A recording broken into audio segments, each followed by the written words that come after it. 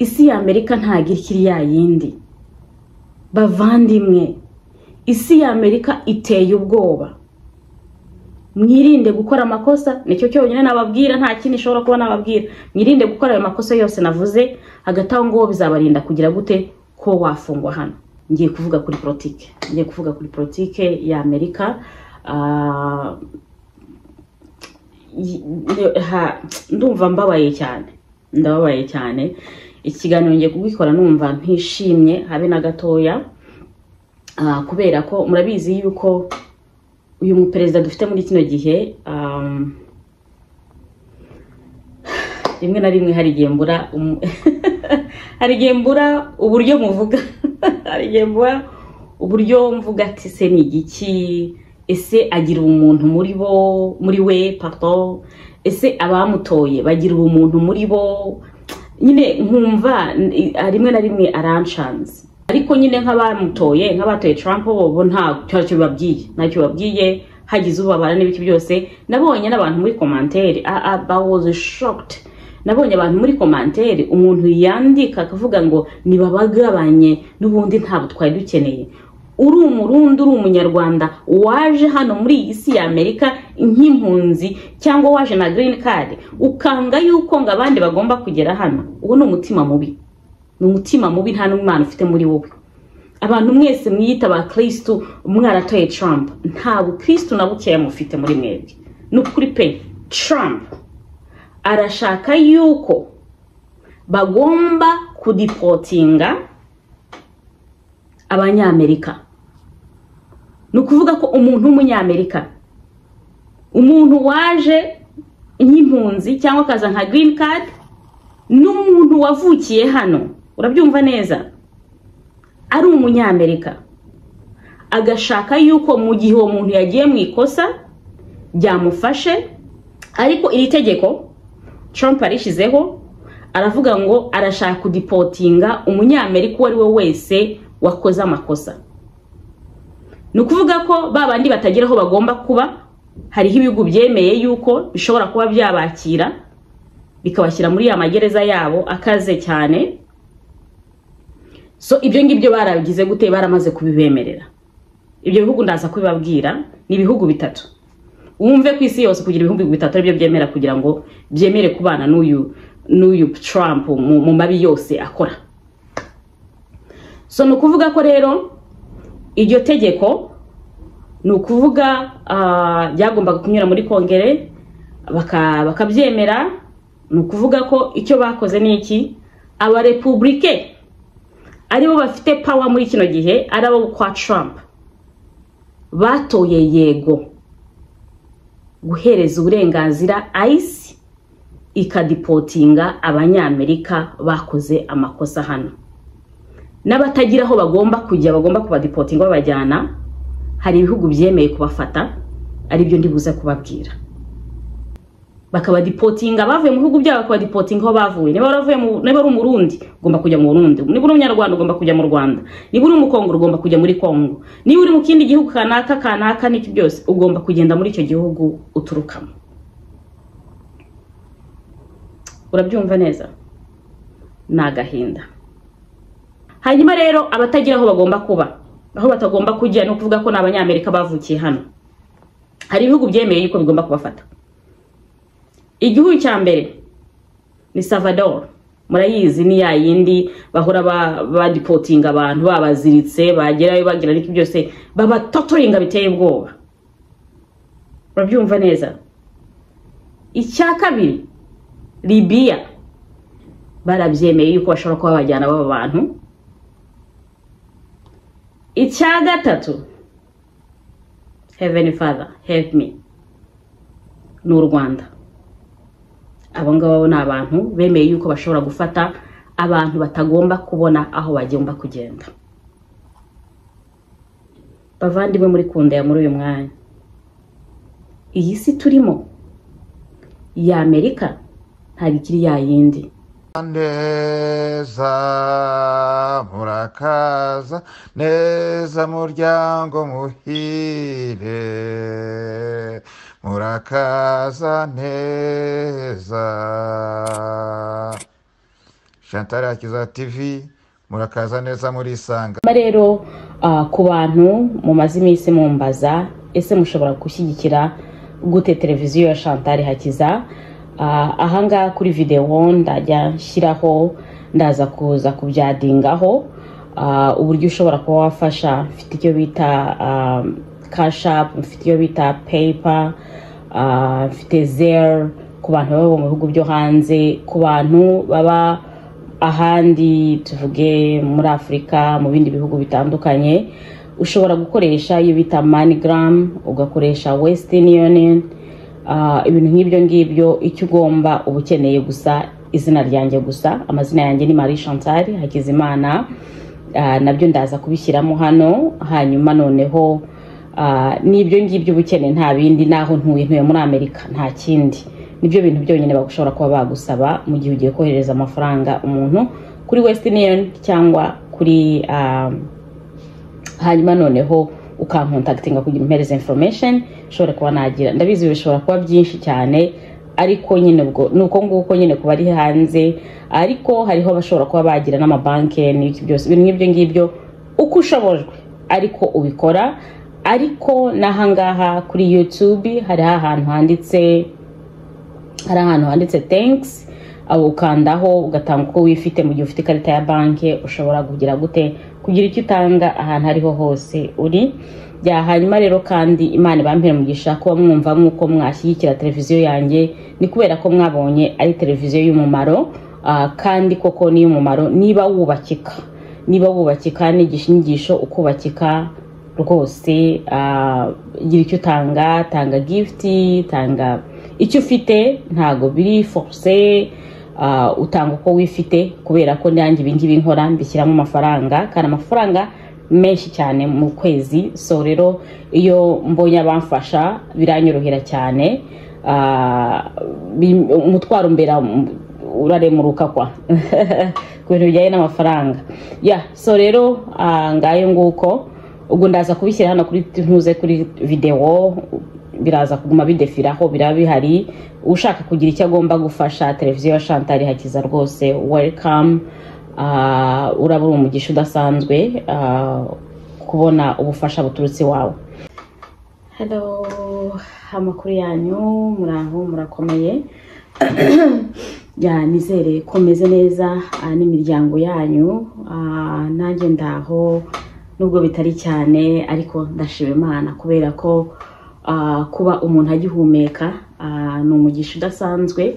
Ni ibintu tugomba gushimira Imana. Imana idusaba gushima mu byiza no mu bibi. So uyu munsi ntago nishimye cyane, ntago nje gukora video nishimye cyane, ariko hagati aho buriya biragenda biza gahoro gahoro. Ngira imbaraga, hanyuma tuze kubana hari mushobora kuba mwanyumva neza. Hanyuma rero nkuko bisanzwe ni Chantal Hakiza, mama w'abana 3, ndubatse, ntuye muri Amerika, muri leta ya Georgia, Atlanta niho Imana indindiye ngiye n'umuryango wanjye. Hanyuma rero Imana ikomeze kubana namwe n'imiryango yanyu. Ndashaka kubashimira uburyo mukomeje kunkunda. Imana ibampere umugisha aho muri hose, ufata video yanjye akayisharinga abandi, ufata urayikinga video yanjye, ukora komanteri, utera inkunga Chantal Hakiza. Imana ibampere umugisha. Ndabakunda cyane, mwarankunze kandi nanjye ndabakunda cyane. Ntago turabona n'amaso ku maso, ariko imitima yacu iraziranye. Icyo cyo nicyo nzi. So ubwo rero uyu munsi wa none hariho ikintu nje kugira ngo tuganireho. Nagerageje kukiganiriza abantu mbana nabo kuri TikTok. Umuntu nkurikira kuri TikTok ashobora kuba yarabibonye. Ubu nkurikira kuri stati yanjye ya WhatsApp ashobora kuba yarabibonye kuko ndabipostinga. Iyo mbonye ikintu kitari kugenda neza nkivugaho. Rero nkuko bisanzwe ngiye kuvuga kuri politike ya Amerika. Ndumva mbabaye cyane. Ikiganiro ngiye kugikora numva ntishimye habe na gatoya, kubera ko murabizi yuko uyu muperezida dufite muri kino gihe rimwe na rimwe hari igihe mbura hari igihe mbura uburyo muvuga hari igihe mbura uburyo mvuga ati se ni igiki, ese agira umuntu muri we pardon, ese abamutoye bagira umuntu muri bo, nyine nkumva rimwe na rimwe aranshanze. Gusa icyo nadesize ngiye muri iyi minsi ntago rwose iyo mubonye ari no kuvuga mpita funga computer cyangwa whatever, funga computer cyangwa nkafunga televiziyo whatever iyo ari kuvuga, kubera ko ibyo avuga mu by'ukuri wagira ngo nuwo shitani yazanye kuri iyi si ya Amerika kugira ngo akandamize Amerika. Kandi buryo Amerika igize ifite ibibazo byinshi cyane, burya n'isi yose byinfecta isi yose, kubera ko nibo bantu bakuriye isi yose ku bantu kuri iyi si. So rero kuwa kane ninjoro ndumva ariho iyo bill bagombaga kwitora. Bire ni ukuvuga ko ni itegeko bagombaga gutora. Babantu mwatoye Trump, babantu mwatoye perezida, mwahoraga munyirataho niki byose Chantal no perezida wacu, umuperezida wanga abantuze yanga abatinganyi, so yanga abagore bakuramwe inda. Naho abademokrati n'intuze Kamara n'umugore ushyigikiye abantu ko bagomba gukuramwe inda, ashyigikiye ko abantu bagomba kuba batinganye. So mu by'ukuri mukibagirwa yuko nyuma y'ibyo ngibyo byose hari ibindi, sibyo? Hari ibindi perezida ashinzwe agomba guhereza isi. So and this moment icyo ndi kubona yuko nibwira ko wenda hari n'Imana nayo hari kunyuzamo akanyafu gatoya, kubera ko ibiri kuza byose biri kuza bikubita babandi nyine bamutoye. Nibwira ko ari akanyafu. Rimwe na rimwe hari n'igihe nibaza eske koko nibyo baramutoye cyangwa yaritoye. So urumva kumva nyine birakuyobeye cyane, kubera ko ibintu akora ntago ari iby'umwana w'umuntu yakagombye gukora pe, ntababeshye. Ndababara cyane yakoze ikintu kigomba kubabaza abandi, birambabaza cyane. Burya nanga umuntu wababara, mba numva abantu bose bahura bishimye, mba numva twahura twishimye twese, ariko iyo abandi bantu babaye nanjye ndababara. Nuko ngukomeze. Ariko nyine nk'abatoye Trump bo ntacyo babwiye, hagize ubabara n'ibiki byose. Nabonye n'abantu muri commentaire I was shocked. Nabonye abantu muri commentaire umuntu yandika akavuga ngo nibabagabanye n'ubundi ntabwo twari dukeneye. Uri umurundi, uri umunyarwanda waje hano muri iyi si ya Amerika nk'impunzi cyangwa waje na green card, ukanga yuko ngo abandi bagomba kugera hano. Uwo ni umutima mubi, nta n'Imana ufite muri wowe. Abantu mwese mwiyita ba Kristo mwaratoye Trump, nta Kristo na bukeya mufite muri mwebwe. Nukuri pe. Ako kubera iki abakristo b'iki gihe batumva bagomba kuyoborwa n'umwuka wera? Uyobogwe n'umwuka wera, usenge Imana ikuyobora. Imana iri kukwereka yuko Trump adakorera Imana, hanyuma ukamenya amahitamo ugomba guhitamo. Narabivuze mbere yuko tugira gute, mbere yuko amatora agomba kuba, abantu barantuka bagira gute niki byose, barambwiye amagambo mabi adasanzwe. Ariko ibintu ari gukora nona biteye ubwoba. Rero nandi kubabwira nyine kuwa kane w'icyumweru gishize ninjoro basohoye itegeko, ariko iyo tegeko akaba ari itari kuba perezida gusa wenyine ugomba kuvuga ngo ndishizeho, rigomba kubaho byanze bikunze. Ndavuze bigomba kubaho niki byose. Byabaye ngombwa yuko rero bigomba kugenda muri kongere kugira ngo abadepite babiganireho, noneho bagire amatora. Murabizi yuko mu bihugu byose, murabizi abantu bose bazi politike, mu bihugu byose hariho za bill zigomba gusohoka, hariho itegeko rigomba gusohoka rikagira majority, abantu bagomba gutora mu badepite sirito. So rero iri tegeko ryarasohotse. Risohotse abadepite bagomba guhura, abadepite b'abademokrate n'aba republike bagombaga guhura, noneho bagatora iryo tegeko. Iri tegeko ni iringiri. Nukuvuga ko Trump arashaka yuko bagomba kudipotinga abanyamerika. Nukuvuga ko umuntu w'umunyamerika, umuntu waje nk'impunzi cyangwa kaza nka green card, n'umuntu wavukiye hano, urabyumva neza, ari umunyamerika, agashaka yuko mu gihe uwo muntu yagiye mu ikosa byamufashe. Muribuka amakosa nigeze kubabwira hano muri Amerika ushobora gukora ugafungwa. Ikanongera nyabasubiremo gatoya. Nukuvuga ko ikosa ryo gufatwa utwaye inzoga wanyweye, iryo ngiryo bahita bagushyira mu gasho bagaguhereza D1, amasomo ugomba gufata umwaka wose. Gukubita umugore hano muri isi ya Amerika ntago byemewe, iyo ukubise umugore baragufunga. Gukubita umwana hano muri Amerika ntago byemewe, iyo umukubise baragufunga. Iyo usize abana bakiri batoya mu nzu, abaturanye bakaguhamagarira polisi, baragufunga n'abana bakabatwara. Babyumva neza? Ya kugufata, ndibuka ko nakavuza icyo gihe bakambwira ngo ako kantu karasekeje, kugufata ugiye kunyara ku muhanda, tuvuge urabona ko kundi wacu ugira gutya warangiza ugakubwa ukagenda kunyara n'iki byose hano muri Amerika ntago byemewe, ibyo nabyo bashobora kubigufungira. Kurwana, yakuza amahoro abandi bantu bagashobora kuba baguhamagarira polisi. Ibyo bintu byose ngiye nkubwira bishobora gutuma bagufunga, hanyuma nyuma y'icyo gihe kanaka bagufunze ntago bashaka kugomba kuba muri kino gihugu cyabo. Bagira gute? Bagusubizayo. Rero hari amakosa menshi cyane ushobora kuba wakora ukajya gufungwa, ariko uri umunyamerika, hanyuma igihe kanaka cyagera bakadesida ko bashobora kukudipotinga cyangwa udashobora kukudipotinga. Ariko iyo uri umunyamerika ntago bagomba kukudipotinga, kuretse umuntu ufite green card na I-94. Ariko iri tegeko Trump arishizeho, aravuga ngo arashaka kudipotinga umunyamerika uwo ari we wese wakoze amakosa. Nukuvuga ko babandi batagiraho bagomba kuba, hariho ibihugu byemeye yuko bishobora kuba byabakira bikabashyira muri ya magereza yabo akaze cyane. So ibyo ngibyo barabigize gute? Baramaze kubibemerera. Ibyo bihugu ndaza kubibabwira, ni ibihugu bitatu.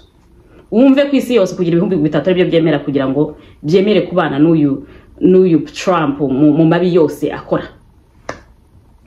So nukuvuga ko rero iryo tegeko nukuvuga byagombaga kunyura muri kongere bakabyemera. Nukuvuga ko icyo bakoze ni iki? Aba republike aribo bafite power muri kino gihe, arabo kwa Trump, batoye yego guhereza uburenganzira ICE ikadipotinga abanyamerika bakoze amakosa hano. N'abatagiraho bagomba kujya bagomba kubadipotinga babajyana.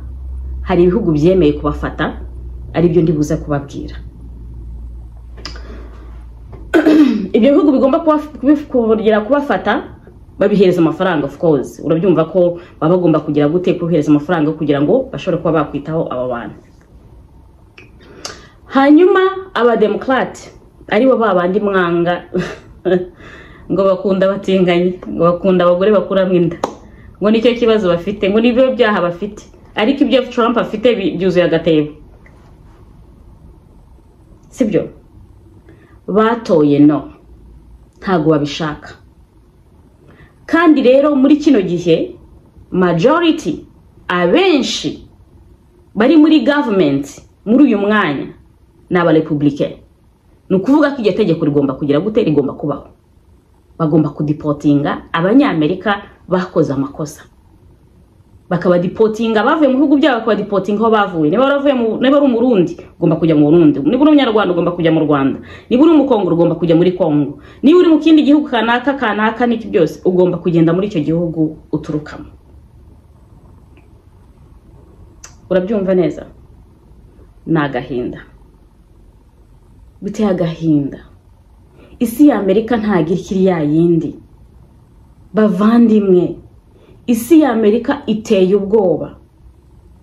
mwirinde gukora amakosa, nicyo cyonyine nababwira, nta kindi nshobora kuba nababwira. Mwirinde gukora ayo makosa yose navuze, hagati aho ngo bizabarinda kugira gute ko wafungwa hano. Boom. Hanyuma rero abatagira aho bagomba kuba, aho batagomba kujya, no kuvuga ko n'abanyamerika bavukiye hano. Hari ibihugu byemeye yuko bigomba kubafata. Igihugu cya mbere ni Salvador. Murayizi ni ya yindi bahora badipotinga abantu, babaziritse, bagerayo bagira niki byose, baba totoringa biteye ubwoba. Urabyumva neza? Icya kabiri Libya, barabyemeye yuko bashobora kuba bajyana baba bantu. Icya gatatu, Heavenly Father help me, n'u Rwanda. Abo ngabo ni abantu bemeye yuko bashobora gufata abantu batagomba kubona aho bagomba kugenda. Bavandimwe muri kundaya muri uyu mwanya, iyi si turimo ya Amerika ntabwo ikiri ya yindi.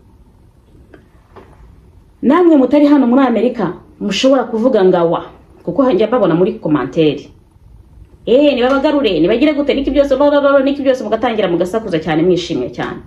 Reka mbabwire ikintu my dear, hano muri Amerika iyo byangiritse niwanyu birangirika. Icyo cyo nicyo ugomba kubanza ukamenya. Gusa icyo nashaka gusaba abantu bazi Imana, basenga by'ukuri, atari babandi bakwa Trump, babandi bakunda Trump, kuko mwebwe nta Mana mufite muri mwebwe. I can say it, kubera ko mufite Imana ntabwo mwari gutora umuperezida umeze gutya, kuko yari yabivuze. Ntabwo nzi impamvu mwumva hari abantu bambwiye gushanta ngo ntabwo twe tuzi ko ashobora gukora ibintu nk'ibi ngibi. No, muri kampanya ye ejo bundi yujuje imyaka, yujuje iminsi 100 muri White House. Baramubajije ikibazo, baramubwira ati ko ibyo uri gukora biri kwangiza isi. Arangije aravuga ati ariko ibingibi nibyo twebwe twatoye. Aravuga ati none baramubajije ngese ngo abantu bagutoye ngo ko bari kuregreta, ngo abantu bagutoye ko bari kwicuza. Yaravuze ati baricuza ikizi, kari ibingibi batoye nibi batoye kubera ko kampanye yanjye narabivugaga ko ngomba kuzabikora. Rero ndi kuvuga ibyo navuze ko ngomba gukora. Ikibazo gihari cyabaye mu bantu, abantu wagiraga ngo sinzi niba babahumye amaso, niba bagize gute. Ibyo ngibyo twaraje na hano, naraje hano kuri televiziyo ndanabivuga mbere yuko ibyo byose biba, mbere yuko bamutora. Mbasobanura ikintu abantu benshi barabivuze bihagije, ariko wowe wagendaga wishimye ngiye gutora. Ntabwo ushobora gutora umugore. None hari n'abantu bambwiye ngo ntabwo ushobora gutora umugore, ngo ntabwo ushobora gutora umugore, ngo hari umugabo. My dear, reka nkubwire ikintu, abagabo ndabubaha, ni umutwe w'urugo. Ariko reka mbabwire ikintu, mwari muzi yuko hariho umugore waremwe hano kuri iyi si utekereza cyane kurusha umugabo umwe hano kuri iyi si. N'abagore bafite ubwenge, barashoboye. Umugore yategeka bigakunda, ntibategeka se, barategeka mu kampanye akomeye, barategeka muri za governments, kandi bagategeka nabo bagabo muri kuvuga. Iyo umugore ageze mu kazi hari bimwe na bimwe agomba kurambika hasi, ariko iyo ageze mu rugo aba umugore mu rugo. Ariko iyo ageze mu kazi akurikiza amategeko, yarize, of course yarize, akurikiza amategeko. Kumbwira rero ngo ntago uri butore ngo umugore ngo kubera ko ari umugore ukajya gutora umugabo ushobora kuba yatworeka, nibwira ko atari ukutekereza. But way, nizere ko hari Imana iri kubigisha bihagije, kandi muri kwiga iri somo muzarivamo mwize mwanatsinze. Nicyo cyonyine nababwira. Abantu mwatoye Trump mwaratwishe, muraturangiza, ariko hejuru hari Imana. Nyuma y'ibi ngibi byose hejuru hari Imana, kandi iyo Mana iraduprotectinga, ntacyo tuzigira tuba. Sibyo? Nibyo nari mbabwiye ngo abantu musenga by'ukuri, abantu mubi imbere y'Imana by'ukuri, dusenge tutisengesheje, dusengera kino gihugu, kubera ko umwana satani yaraje noneho arahicara pe burundu, arahicara. Ubwo rero Imana ikomeze kubana namwe, ndabakunda cyane. Yari Chantal Hakiza nkuko bisanzwe. Niba ushoje kureba video yanjye, kora like, kora komanteri, sangiza n'abandi kugira ngo nabo bashobore kuba bagira bakubakika mu byo mvuze hano. Kandi ku bantu nanone mwifuza kugira ngo mushobore gushyigikira Chantal Hakiza, hariho video hano uri kuza kubivuga ibabwira n'uburyo mugomba kuba mwabikora. Imana ikomeze kuba mpera umugisha, ndabakunda cyane. Yari Chantal Hakiza, bye bye. neza murakaza neza muryango muhire, murakaza neza. Chantal Hakiza TV, murakaza neza murisanga.